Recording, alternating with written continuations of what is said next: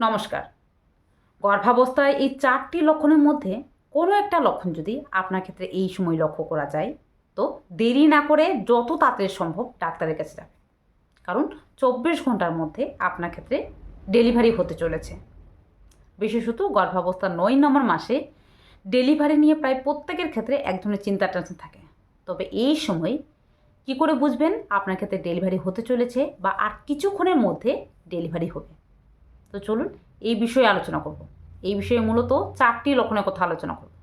এই ৪টি লক্ষণ যদি গর্ভাবস্থার ৯ নম্বর মাসে কোনো একটা সময় দেখা দেয়, তো যত তাড়াতাড়ি সম্ভব ডাক্তারের কাছে যাবেন। চলুন ভিডিওটা স্কিপ না করে শেষ পর্যন্ত দেখুন। শেষের দিকে থাকবে বিশেষ কিছু টিপস, যেটা কিন্তু আপনার জন্য এই সময়ে খুবই গুরুত্বপূর্ণ। তো অবশ্যই মন দিয়ে দেখুন, স্কিপ না করে, এবং ভিডিওটা ভালো লাগলে, ইনফরমেটিভ মনে হলে বেশি বেশি করে শেয়ার করুন। পারলে একটা লাইক করুন এবং চ্যানেলটাকে সাবস্ক্রাইব করে পাশে থাকুন। আমি জানি আপনারা অনেকে রয়েছেন যারা আমার ভিডিও দেখতে খুব ভালোবাসেন। তবে ভিডিও দেখার পাশাপাশি আমাকে যদি সাপোর্ট করেন, তাহলে ভিডিও করার আমার আগ্রহটা কিন্তু আরও বেড়ে যাবে। তো অবশ্যই পাশে থাকবেন। চলুন ভিডিও মূল বেশি যাওয়া যাক। নমস্কার, দেশকোণ পঞ্চুর আরেকটি নতুন ভিডিওতে সবাইকে স্বাগত। তো দেখুন, সাধারণত গর্ভাবস্থার ৯ নম্বর মাসে এই সময় কিন্তু আপনার ক্ষেত্রে ডেলিভারি যে কোনো সময় হতে পারে। এর আগেও হতে পারে, তবে গর্ভাবস্থার ৯ নম্বর মাসে এই সময় কিন্তু একটা ক্রুশিয়াল সময়, খুব ভাইটাল সময়। এই সময় আপনাকে কিন্তু প্রস্তুত থাকতে হবে ডেলিভারির জন্য। এই মাসে যে কোনো সময় কিন্তু আপনার ক্ষেত্রে ডেলিভারি ব্যথা উঠতে পারে। তো কী করে বুঝবেন যে আপনার ক্ষেত্রে ডেলিভারি হতে চলেছে বা ডেলিভারি আর কিছুক্ষণের মধ্যেও হবে? এই জিনিসটা কিন্তু অনেকে জানেন না, অনেকে এড়িয়ে যান, যার কারণে বাচ্চার বিভিন্ন রকম ক্ষতি হওয়া বা বাচ্চার সমস্যা হওয়া, বিভিন্ন রকম যাবতীয় সমস্যা কিন্তু লক্ষ্য করে থাকেন। তো আপনার ক্ষেত্রে যাতে কোনো ধরনের সমস্যা না হয়, তার জন্য ভিডিওটা মন দিয়ে দেখুন। দেখুন, এই বিষয়ে মূলত 4টি লক্ষণের কথা আলোচনা করব। এই 4টি লক্ষণ যদি গর্ভাবস্থার 9 নম্বর মাসে অথবা 8 নম্বর মাসে কোনো একটা সময় আপনি লক্ষ্য করেন, তাহলে যত তাড়াতাড়ি সম্ভব ডাক্তারের কাছে যাবেন। সেটা কি? দেখুন, এর মধ্যে প্রথমত হলো জল ভেঙে যাওয়া। গর্ভাবস্থায় জল ভেঙে যাওয়া বলতে আপনার যোনিপথ থেকে জল পড়া। দেখুন, সাধারণত যোনিপথ থেকে কখন জল পড়ে? আমরা যখন ইউরিন করতে যাই, ঠিক সেই সময় জলের মতো নির্গত হয়, অথবা কী হয়, সাদা সাপ নির্গত হয়। কিন্তু আমি কি বললাম? জল পড়ছে।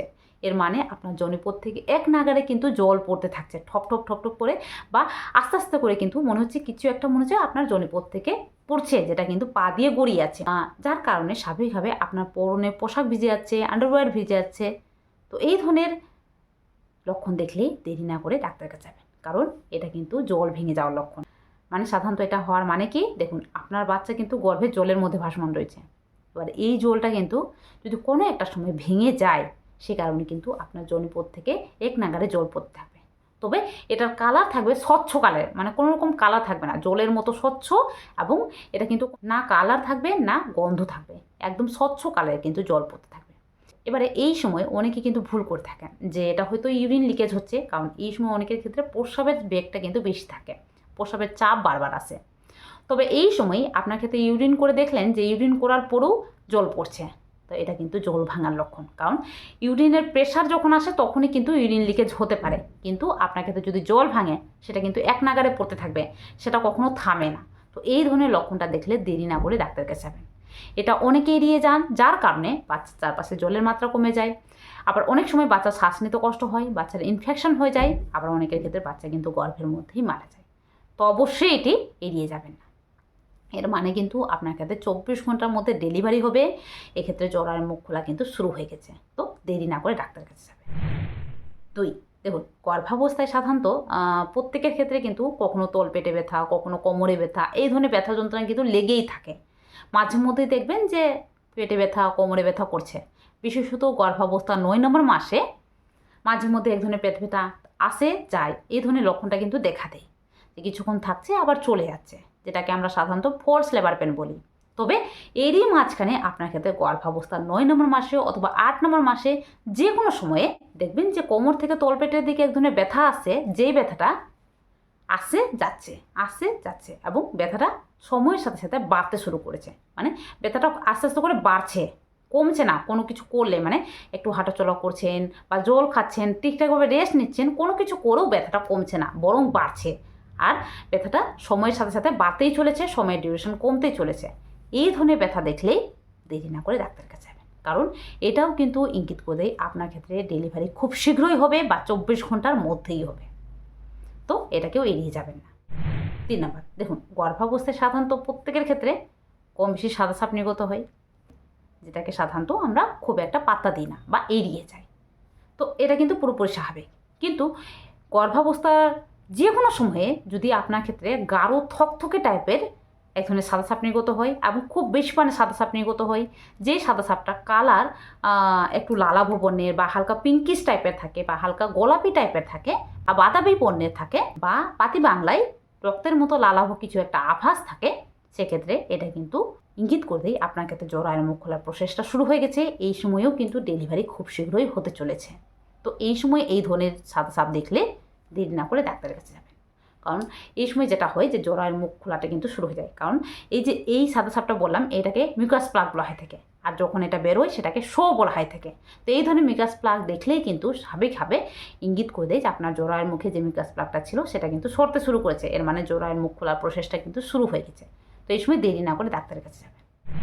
4 বা লাস্ট যে লক্ষণ, সেটা কিন্তু খুব একটা ভাইটাল জিনিস, যেটা কিন্তু অনেকে এড়িয়ে যান, বুঝতে পারেন না। দেখুন, সেটা হলো লুজ মোশন হওয়া বা পাতলা পায়খানা হওয়া। দেখুন, গর্ভাবস্থায় সাধারণত প্রত্যেকের ক্ষেত্রে কনস্টিপেশনের সমস্যা বা টাইট পায়খানার সমস্যা থাকে, কিন্তু আপনার ক্ষেত্রে যদি লুজ মোশনের সমস্যা হয়ে যায়, মানে বারবার টয়লেট করতে যেতে হচ্ছে, বারবার টয়লেট করতে যেতে হচ্ছে। আগে যেখানে টয়লেট করতে খুব একটা যেতে হচ্ছিল না, কিন্তু প্রেগনেন্সির এই সময়ে মনে হচ্ছে যে ঘন ঘন টয়লেট যেতে হচ্ছে, 3 থেকে 4 বার 5 থেকে 6 বার টয়লেট যেতে হচ্ছে, এর মানে বুঝে নিন আপনার ক্ষেত্রে খুব শীঘ্রই ডেলিভারি হতে চলেছে, নর্মাল ডেলিভারি। এর কারণ কি? এর কারণ হলো এই সময় যেটা হয় যে যাদের ক্ষেত্রে নর্মাল ডেলিভারি হতে চায় তাদের ক্ষেত্রে কিন্তু পেট পরিষ্কার হতে চায়। দেখবেন যে নর্মাল ডেলিভারি হওয়ার আগে কিন্তু ডাক্তারবাবুরা অনেক সময় ওষুধ দিয়ে কিন্তু আপনার লুজ মোশন করিয়ে থাকেন, যাতে পেটটা পরিষ্কার হয়ে যায় এবং নর্মাল ডেলিভারি প্রসেসটা খুব সুন্দরভাবে হতে পারে। তো এটা কিন্তু অনেকের ক্ষেত্রে ডেলিভারির আগে হতে পারে যে আপনার ক্ষেত্রে লুজ মোশন হয়ে গেছে, ঘন ঘন একটু টয়লেট যেতে হচ্ছে। তো এই লক্ষণটা দেখলেও দেরি না করে ডাক্তারের কাছে যাবেন, এর মানেও কিন্তু আপনার ক্ষেত্রে নর্মাল ডেলিভারি 24 ঘন্টার মধ্যেই হতে চলেছে। তো আজকে ভিডিওতে কি জানলাম? আজকে ভিডিওতে যেটা জানলাম সেটা হলো যে এই সময় বিশেষত এই 4টা লক্ষণ, মানে প্রথমত জল ভেঙে যাওয়া বা ওয়াটার লিকেজ হওয়া, জনিপথ থেকে এক নাগারে জল পড়ছে, এই লক্ষণটা দেখলে ডাক্তারের কাছে যাবেন। দ্বিতীয়ত সাদা স্রাব বা গাঢ় থকথকে কালারের রক্তের মতো লালাভ সাদা স্রাব দেখলে বা শো দেখলে, এটা দেখলেও আপনি বুঝে নিন নর্মাল ডেলিভারি হতে চলেছে 24 ঘন্টার মধ্যে।